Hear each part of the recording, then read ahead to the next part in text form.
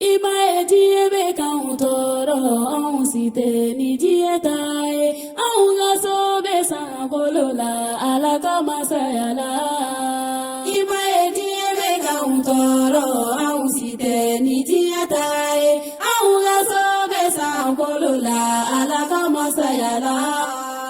Ima eji ebe ka tọrọ ọnwụ site n'iji tae ọnwụ ga-so besa kolola alaka masayala.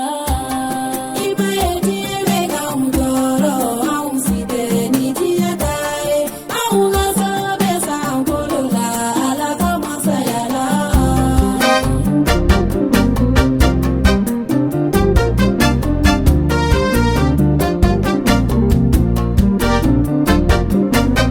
Kodana ba ni di ebe ki kwani ya ika mulunike.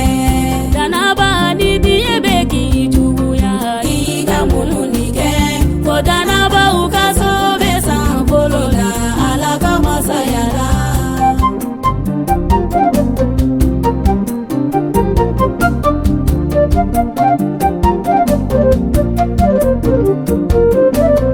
Kodana ba ni di ebe ki neni ika mulunike. Dana ba ni di ebe ki parabo ika mulunike. Kodana ba ukaso besa kolola alaka masayala. Ima eji ebe ka tọrọ ọnwụ site n'iji tae ọnwụ ga-so besa kolola alaka masayala.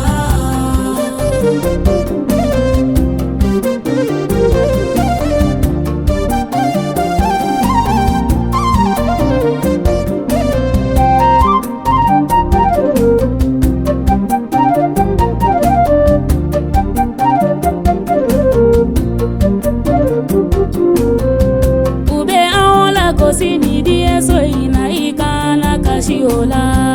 Ube aola kosi akasi gida ula ikana kashiola. Yesu bolo file kamono boye ko ina se soro.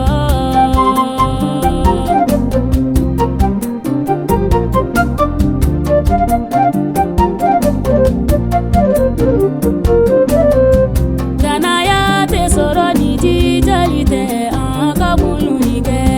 Danaya te soro ni korobolite aka mulunike. Koroboli be fanga di dana ba uma mi mana mulunike. Ima eji ebe ka tọrọ ọnwụ site n'iji tae ọnwụ ga-so besa kolola alaka masayala. Ima eji ebe ka tọrọ ọnwụ site n'iji tae ọnwụ ga-so besa kolola